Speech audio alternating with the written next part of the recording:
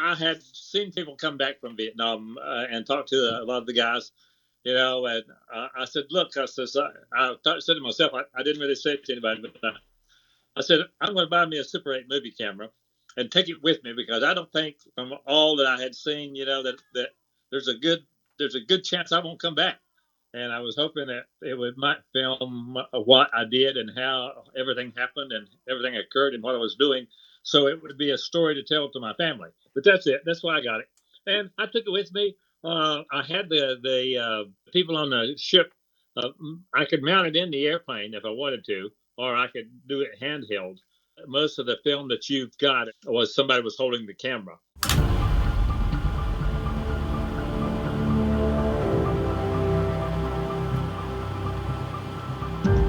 That was taken when I first went into the Navy to be a Navy pilot. I'm just a country boy from the mountains of North Carolina. I never had a dream that I could become a Navy pilot. I got in a little trouble in high school, and I had an option of going to the principal or reading a book over the weekend and writing a 4-page book report. So I opted to write the 4-page book report, and I read a book. The book I picked up was U.S. Navy test pilot Scott Crossfield, a book about him, and I read that book, and I said, "That's what I want to do." That the picture of me was when I was an ensign, and the airplane you see is the A6 Intruder.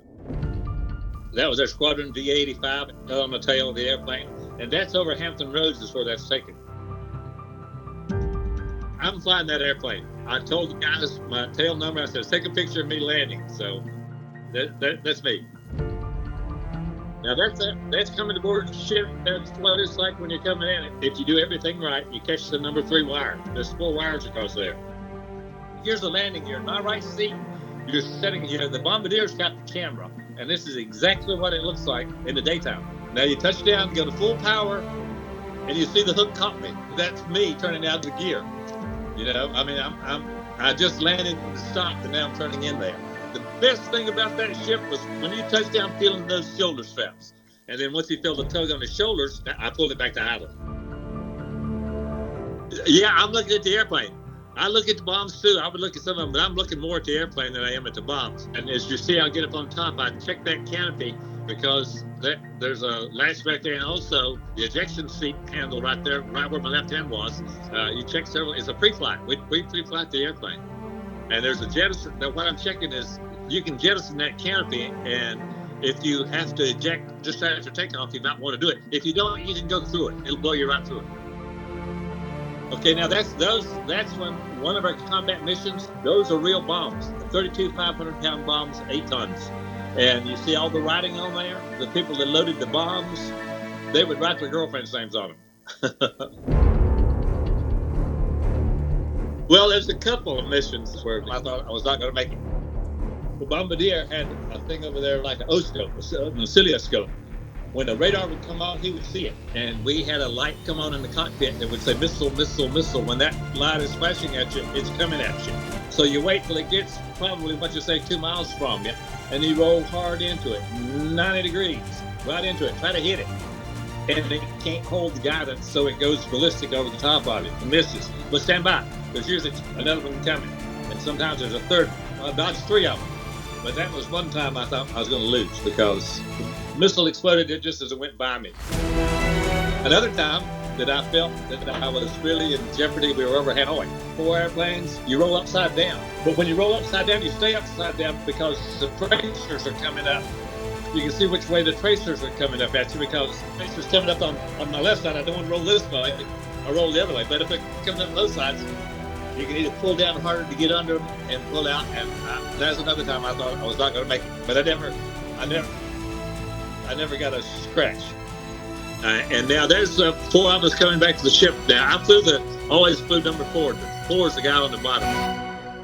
This was my last flight in the A6. You see all the guys at attention saluting. That was my last flight when I had completed my tour in the squadron as commanding officer. It was hard to give it up. When I got off the airplane, I turned around, looked at it, kissed it, and I said, well, you've kept me alive for all these years, and I appreciate it.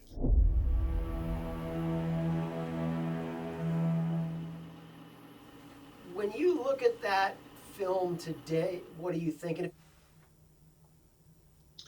Well,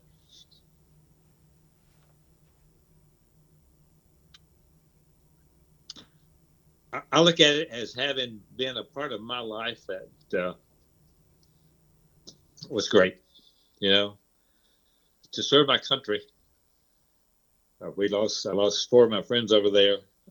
You know, and I don't know whether you, well, no, you haven't, but some of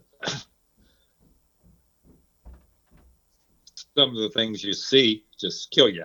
I mean, you know, you're brokenhearted about it. But if you've ever seen a burial at sea, you'll understand. It's pretty sad. But you know, and look at it in retrospect, I look at it as a blessing. You know, because I got to tell my story. I mean, and that's what I wanted. Just in case I got shut down or didn't make it, that's why I got it, just to tell my story.